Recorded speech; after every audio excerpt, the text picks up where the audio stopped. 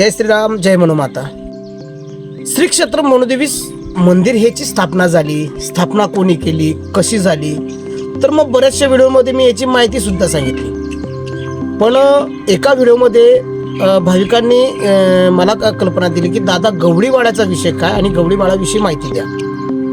तर आज मी ह्या यूट्यूबच्या माध्यमातून आपला संपूर्ण गवळीवाड्याची माहिती देणार आहे. ह्या चॅनलला सबस्क्राईब करा, फॉलो करा आणि ह्या जो व्हिडिओ आहे ना लोकांपर्यंत पोहोचेल, इतिहास उजागर होईल याची आपण सर्वांनी काळजी घ्यायची. कारण इतिहास दबलेला जो आहे तो लोकांपर्यंत पोहोचवायचा आहे. चला बघूया गवळीवाडा.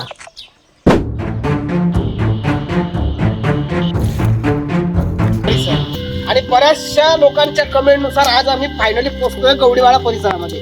तर हा खडतर रस्ता पास करत मग वन कर्मचारी असतील माझ्या सोबतीला आणि माझा मित्र परिवार असेल तर आम्ही पोहोचलोय. आत्ताशी जस्ट सुरुवात झाली गवळीवाड्याची. यामध्ये पुरातन असलेले घरं आणि भिंती, खास करून जेवढं आम्हाला तुम्हाला दाखवण्याचा जे दिसेल आम्ही तेवढं तुम्हाला दाखवण्याचा प्रयत्न करणार आहे. पण नक्की हा इतिहास उजागर करायचा आहे. हा इतिहास, दाबला गेलेला इतिहास लोकांपर्यंत पोहोचवायचा आहे. तर माझ्या यूट्यूब चॅनलच्या माध्यमातून हा व्हिडिओ नक्की सर्वांना शेअर करा, जेणेकरून आपल्याला आहे ना इतिहासाची माहिती पडेल. चला अजून बरंचसं काही बघायचं आहे. चला बघूया गवळीवाडा.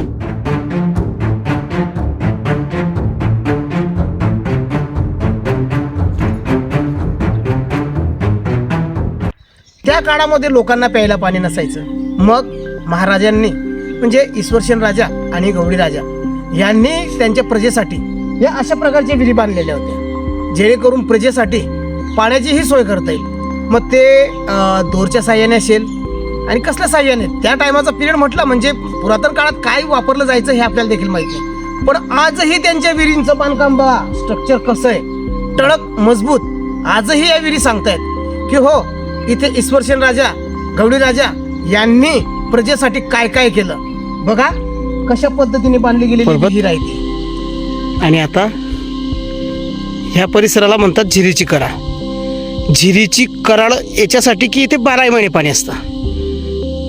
हे निसर्गाची देण आहे की जो जंगलाचं संरक्षण करतो त्या लोकांना जर पाण्याची तहान लागली तर ते ह्या ठिकाणावर पाणी असतं इथे. चला तिथे जाऊन बघूया.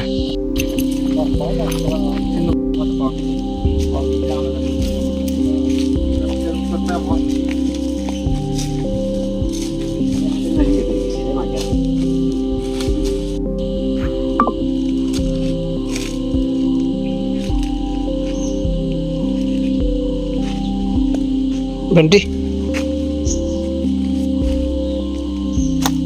तर ही आहे झिरीची कराड. इथे 12 महिने तुम्हाला पाणी केव्हाही आले तर पाणी भेटू शकतं.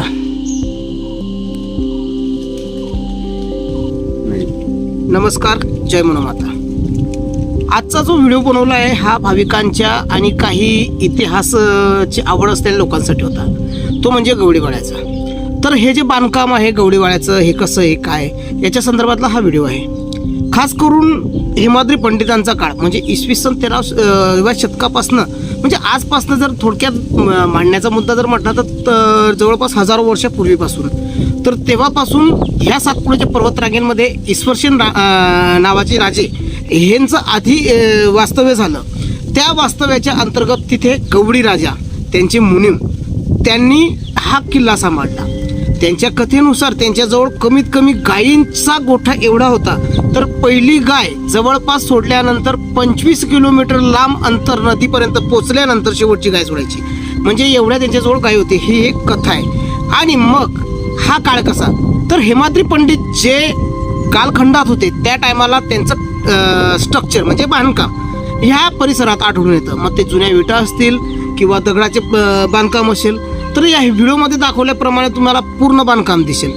त्यानंतर त्यांनी आपल्या प्रजेसाठी बांधलेल्या विहिरी आणि मग प्रजा आतमध्ये राहायची, हे ह्या व्हिडिओमध्ये मी तुम्हाला दाखवलं आहे. त्याच्यानंतर खास करून मग गवळीवाडा संपुष्टात आला कसा, तर गवळीवाडा हा नस्त नाबूद झाला खिलजी आल्यानंतर. खिलजीने आक्रमण केलं, इथल्या असलेल्या मूर्त्यांची विडंबना केली. काही मूर्ती आजही फुटलेल्या अवशेष याच्यात दिसून येतात. त्यानंतर हा वाडा इथे संपुष्टात आलेला आहे. तर ही गवडीबाळ्याची कथा, त्याच्यात मंदिराचा आणि गवडीबाळ्याचा उल्लेख का आणि कसा, तर त्या काळामध्ये मानमुडी रोग आल्यानंतर देवीने दृष्टांत दिला ईश्वरसेन राजाच्या स्वप्नात जाऊन की माझा मंदिर बांध, इथे माझी स्थापना कर, सर्व रोगमुक्तता होईल. त्या टायमाला ईश्वरसेन राजाने आपल्याच परिसरामध्ये ज्या ठिकाणी मंदिर आहे त्या टायमाला आई मनुदेवीची मूर्तीची स्थापना केली. म्हणजे ईश्वरसेन राजाच्या हातून मंदिराचे बांधकाम झालं. आजही तुम्हाला तिथे त्या परिसरामध्ये उत्खनन जर केलं कुठलं बांधकाम करण्यासाठी तर तिथे तुम्हाला पुरातन मूर्त्या वगैरे सापडतात. तर ईश्वरसेन राजाने मंदिराचं बांधकाम केलं. थोडक्यात म्हणण्याचा विषय एकच की मंदिर आणि गवडीवाडा ह्या दोघी गोष्टी आजही मनुदेवी तीर्थक्षेत्राच्या परिसरात सातपुड्याच्या पर्वतरांगांमध्ये दिसून येतात. मंदिर आहे तिथे मंदिराच्या वरती गवडीवाडा आहे. तर व्हिडिओमध्ये गवडीवाड्याची पूर्ण माहिती दिली आहे. व्हिडिओ बघा, खास करून पूर्ण व्हिडिओ हा यूट्यूबला असेल. यूट्यूबला विश्वदीप पाटील नावाच्या चॅनलला बघा आणि सबस्क्राईब करा आणि लोकांनाही पाठवा, लोकांनाही कळू द्या. तर व्हिडिओ आवडल्यास नक्की कमेंट करा आणि आपला इतिहास हा लोकांपर्यंत पोचवा. चला बोलूया कुलस्वामिनी म्हणू माता की जय.